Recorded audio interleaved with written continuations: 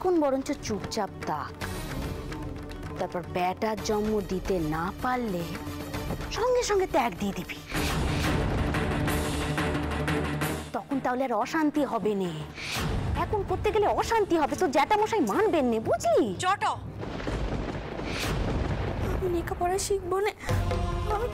আমি তো আগেও আপনাকে বলেছি এই কথা। রানী, আমি চাই না তোমার জীবনটা অন্ধকারের কুসংস্কারে ডুবে থাকুক। দয়া করে আমাদের বিগ্রহকে আপনি পূজন করবেন না, আর আমাকে পুজো আত্মা করবেন না। আমি কিছুতেই মানতে পারবো না, কিছুতেই মানবো না, কিছুতেই না। কাল গোয়ালা বউদের একবার ডাকতে হবে। কেন যে গরুর দুধ এত কম হচ্ছে কিছুটি বুঝতে পারছি না। জানেন, আজও 10-এ দুধ সেই বাইরে থেকে কিনতে হল। কি যে হচ্ছে!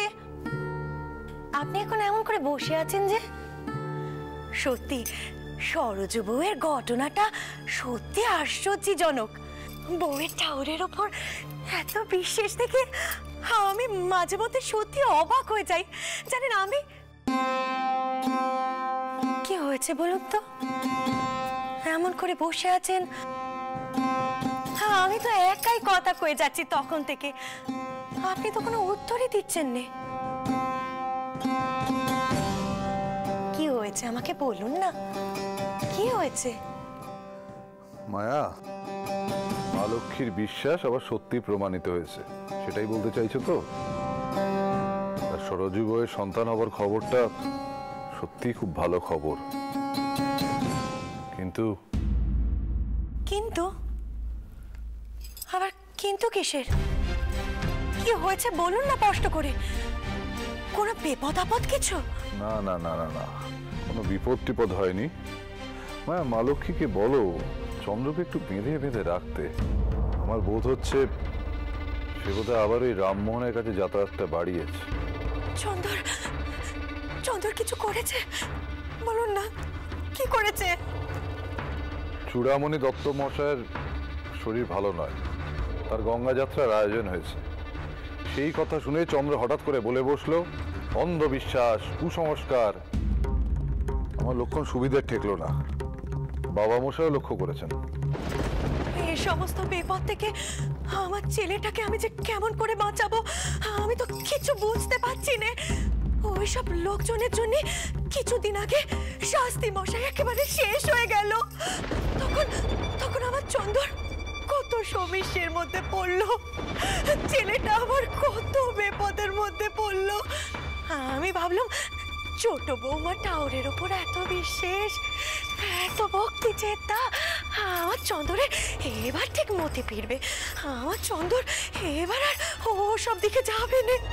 কিন্তু না না না, এখন যা শুনছি তা তো নয়, তা তো হয় না।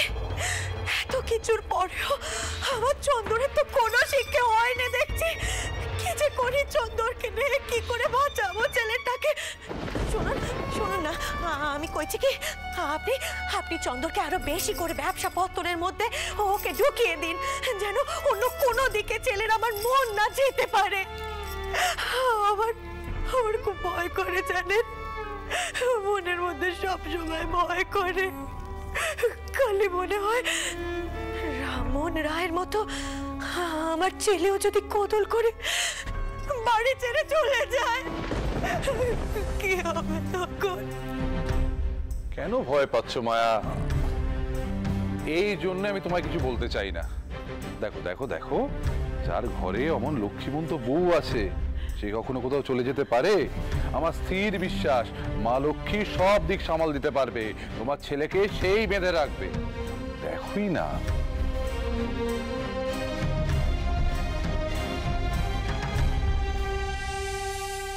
রানী, আমি জানি এতদিন ধরে তোমার মনের মধ্যে একটু একটু করে যে বিশ্বাস গড়ে উঠেছে তা একদিনে ভাঙা সম্ভব নয়।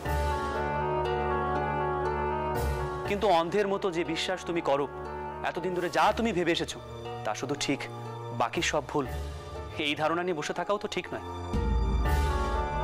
বিশেষ করে তোমার মতো মেয়েদের মনে এই ধরনের গোঁড়ামি মানায় না। রানী, চোখে যে অন্ধবিশ্বাসের ঠুলি পড়ে আছো তা খুলে ফেলো। বাইরের সমাজের দিকে তাকাও। ধর্ম বিশ্বাস তো চিরকালের সত্যি। ঠাকুর দেবতারা তো সৃষ্টির গোড়া থেকেই রয়েছেন, আর তেনারা বিরাজ করছেন মূর্তিতে, শিলাতে। এখনো আপনার বিশ্বাস হচ্ছে না, তাই তো? ঠিক আছে, আপনি আমার সাথে আসুন। কোথায়?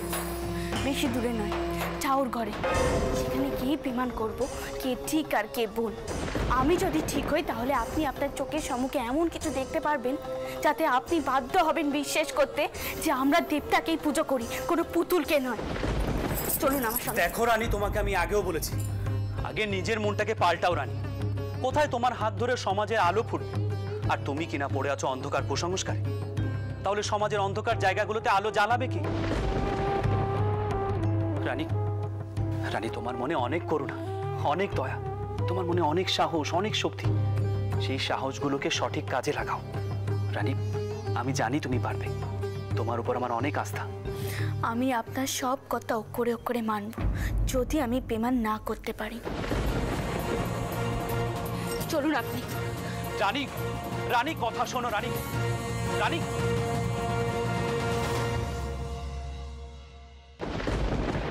রানী, রানী, রানী, কেন এসব আরম্ভ করলে? কেন পাগলামি করছো?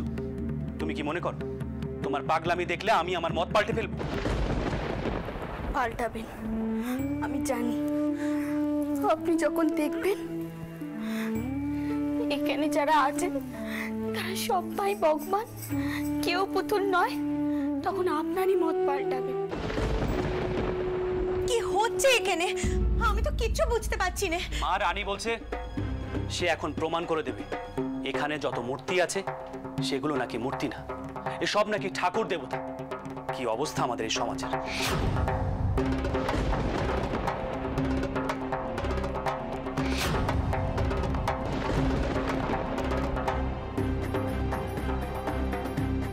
রানী, একটা কথা বলো তো, এই মূর্তিগুলো কি দিয়ে তৈরি? অষ্টধাতু, নয়তো পাথর, নয়তো পিতল দিয়ে? তাহলে এই মূর্তিগুলোর মধ্যে কি করে ঠাকুর দেবতা বাস করে?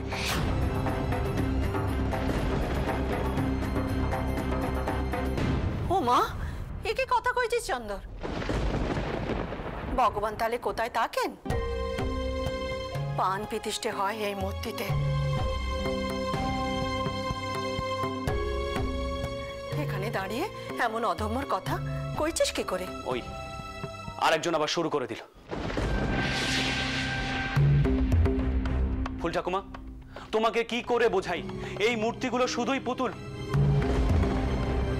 আর তোমার কথা যদি সত্যি বলে মেনে নেই, তাহলে ধরে নিতে হবে তোমরা যে ভোগ দাও সেই ভোগ এই মূর্তি খাবে। এমনটি হয়েছে কখনো? হবে না তো। আচ্ছা, এই ঠাকুর ঘরের ভেতর কি হচ্ছে বলো দেখি, কি হচ্ছেটা কি? চন্দর বুঝি আবার সব অদ্ভুত মন্তব্য করা শুরু করলো। দাদামশাই, অদ্ভুত মন্তব্য আপনারা ভাবছেন। একদিন ঠিক আসবে যেদিন আমার কথা আপনারা সকলে বুঝতে পারবেন।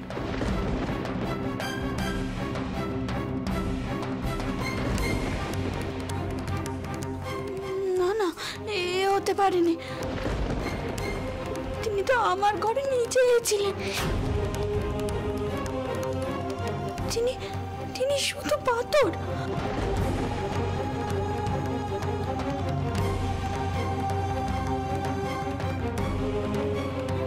এই পরমান্ন তো তুমি এখনো খাওনি রঘুবীর।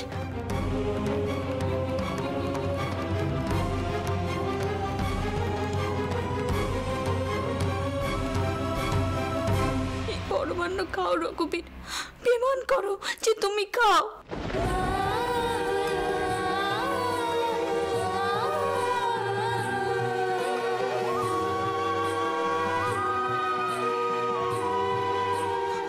সবাই দেখুক রঘুবীর, খাও রঘুবীর।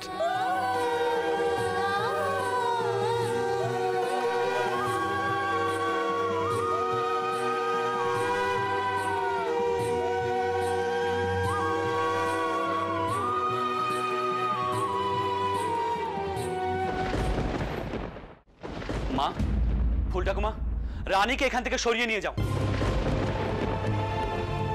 যত সব মানসিক বিকারগ্রস্ত, আবার পাগলামি শুরু করবে, তখন আমি আবার সামলাতে পারবো না।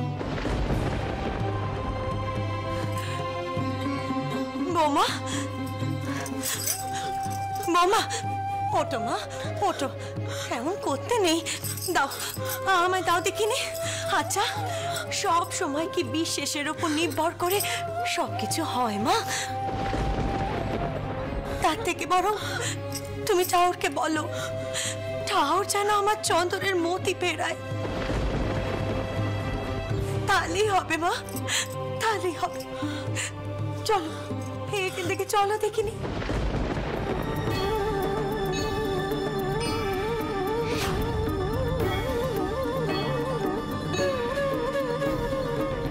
কি শিলে ও কিনে গে?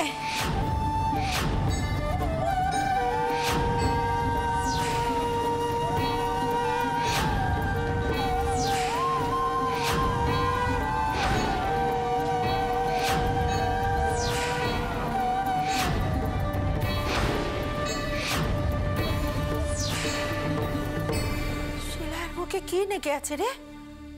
পরমান্ন?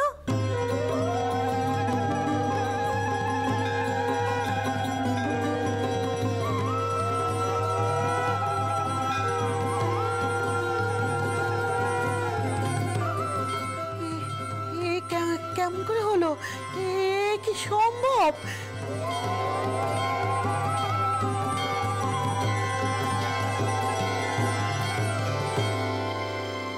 শুনছেন?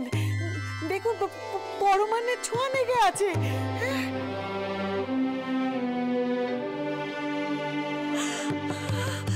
আমি বলেছিলাম না আমার রঘুবীর পাথর নন, উনি এখানেই থাকেন। আমি বলেছিলাম না? আপনি দেখুন, দেখুন আপনি।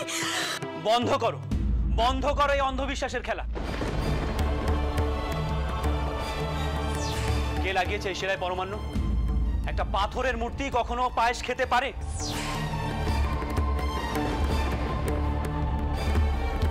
কেন এই অলৌকিক ঘটনা তৈরি করা হচ্ছে আমাকে ভুল প্রমাণ করার জন্য?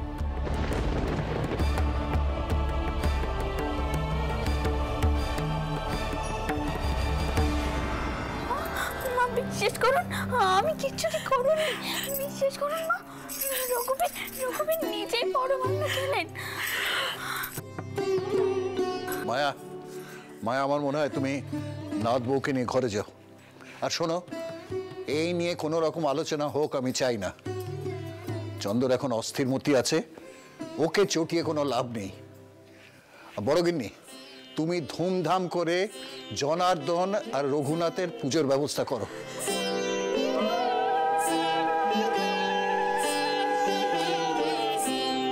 মায়া যাও, নাথ বউকে নিয়ে যাও। হ্যাঁ বাবা মশাই, চল আয় আমার সাথে। আয় দেখিনি, আয়।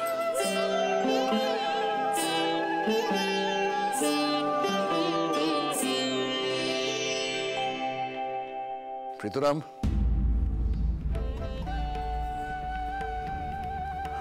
প্রীতরাম, আমার মনে হয় কয়েকদিনের জন্য তুমি চন্দরকে বাইরে পাঠাবার ব্যবস্থা করো। ও যেন বুঝতে না পারে ব্যাপারটা। যেরকম উত্তেজিত হয়ে আছে, রামমোহন রায়ের সঙ্গে গিয়ে যদি আলোচনা করে আরেকটা উপদ্রব শুরু হবে। এই মুহূর্তে এ বাড়িতে আর কোনো অশান্তি হোক আমি চাই না। ঠিক আছে বাবা মশাই, আপনি যেরকম বলছেন সেরকমই হবে।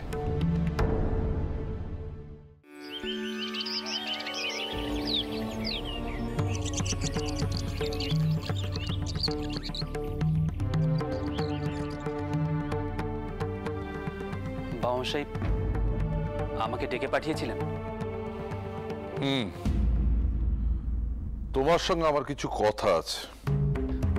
বাবামশাই, আমি জানি কাল ঠাকুরঘরে দাঁড়িয়ে সকলের সামনে আমি যা যা বলেছি তাতে আপনি দাদামশাই রীতিমতো আঘাত পেয়েছেন। কিন্তু বাবামশাই, আমার কিছু করার নেই। আমি যা মন থেকে বিশ্বাস করি না তা আমাকে দিয়ে বলানো যাবে না। আমি পুতুল পুজো বিশ্বাস করি না। একটা মাটির পুতুল কি করে ভগবান হয়ে উঠতে পারে, এই যুক্তি আমার কাছে নেই বাবামশাই। এখন সময় এসেছে নতুন ধরনের চিন্তা ভাবনাগুলোকে জায়গা চন্দ্র, দাও। আমরা সমাজ সংস্কারকও নই, ধর্ম প্রচারকও নই, আমরা ব্যবসায়ী। তুমি বোধহয় এইসব নিয়ে মেতে থাকতে গিয়ে ভুলে যাচ্ছ তোমার আসল কাজটা কি। তুমি একবারও খোঁজ নিয়েছো এই ভয়াবহ বন্যার পর মকিমপুর মহলে কি অবস্থা হয়েছে? আমাদের পাট নষ্ট হয়েছে, ফসল নষ্ট হয়েছে, আমাদের নৌকো সোরা নিয়ে পৌঁছতে পারেনি, কত ক্ষয়ক্ষতি হয়েছে তার হিসেব রেখেছো একবারও? আগে না বাবা মশাই, এখনো পুরো হিসেব করা হয়ে ওঠেনি। হিসেব নিকেশ করা শুরু করে দাও, এবার তো দেরি হয়ে যাবে। কত ক্ষয়ক্ষতি হয়েছে তা মেটাবো কি করে? চন্দ্র, রেশম নীল এর রপ্তানি কি অবস্থা? আমি খবর পেয়েছি বিলেতে এক ধরনের নতুন তাঁত যন্ত্র এসেছে, তার ফলে আমাদের ব্যবসা কতটা ক্ষতি হবে সেটাও তো বুঝতে হবে নাকি? চন্দ্র, চন্দ্র তুমি ছাড়া আমার সহায়ক আর কে আছে বলো? বাবা মশাই, আপনি ঠিক বলেছেন। আমি আজই মকিমপুর রওনা দিচ্ছি, সেখানে গিয়ে সচক্ষে দেখে তারপরে লাভ লোকসানের হিসাব করছি।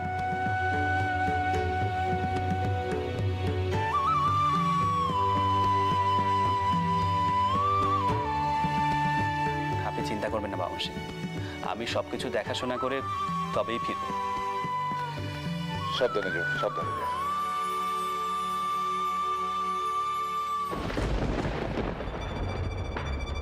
কি যে করি চন্দরকে নিয়ে, কি করে বাঁচাবো ছেলেটাকে?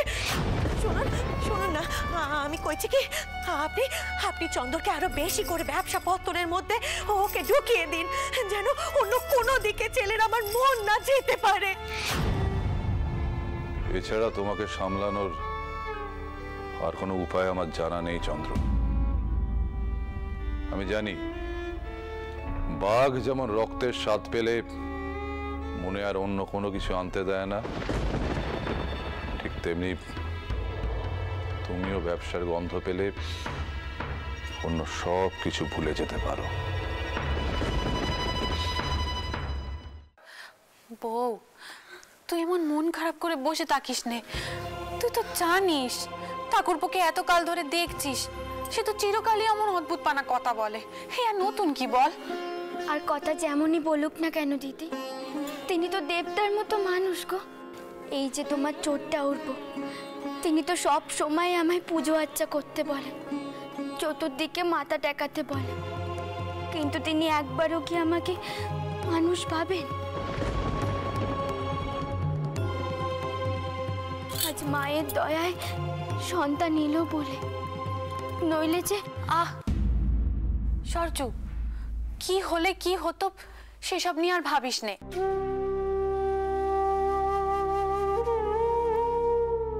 আর বউ, তুই শোন, কালকের ঘটনা নিয়ে ঠাকুরপোর সঙ্গে আর তক্ক বিতক্ক করিস নে। তোর স্বামী তোকে যতই মাথায় তুলুক, তার কথার প্রতিবাদ করে তুই আর অশান্তি বাড়াস নে বউ, একটু চুপচাপ থাক। দেখ, ঠাকুরপো তো আর সারাক্ষণ অন্তরে এসে দেখছে না তুই টাউর ঘরে কি করছিস। কিন্তু দিদি, টেনার কথায় যদি রঘুবীর রেগে যান, আমরা তো বিপদে পড়লেই রঘুবীরের স্মরণ নিই।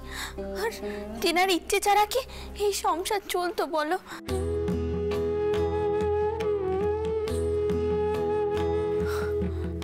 দিদি, তিনি তো নিজেই পায়েসখানা খেলেন। আবার সেই এক কথা? তোকে না ঠাকুরপো বলেছে এইসব ভুল? আর দামাশাইও বলেছেন এসব নিয়ে আর আলোচনা না করতে। তুই তোর বিশ্বাস তোর কাছে রাখ।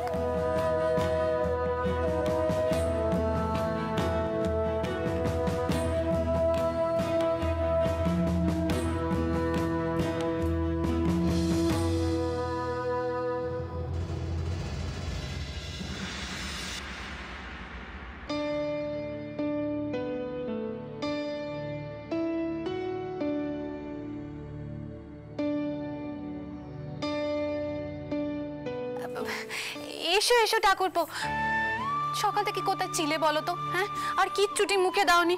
তুমি এসে বসো, আমি তোমার জন্য জল খাবার নিয়ে আসছি। হ্যাঁ বোঠান, আপনার আদরের ছোট বোনটিকে বলুন এত মান করার মতো কিছু হয়নি।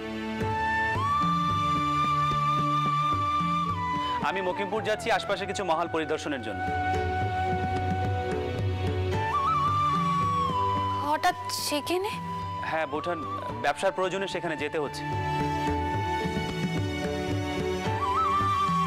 বাবা মশাই যেতে বলেছেন। এখন আপনি এবং আপনার ছোট বোন মিলে আমার জিনিসপত্র গুছিয়ে দিন, আমি বেলা করে বের হব। হ্যাঁ বেশ, তো আমি সব গোছগাছ করে দিচ্ছি, তুমি এসে একটু জিরো, আমি তোমার জন্য কটা নুচি নিয়ে আসছি।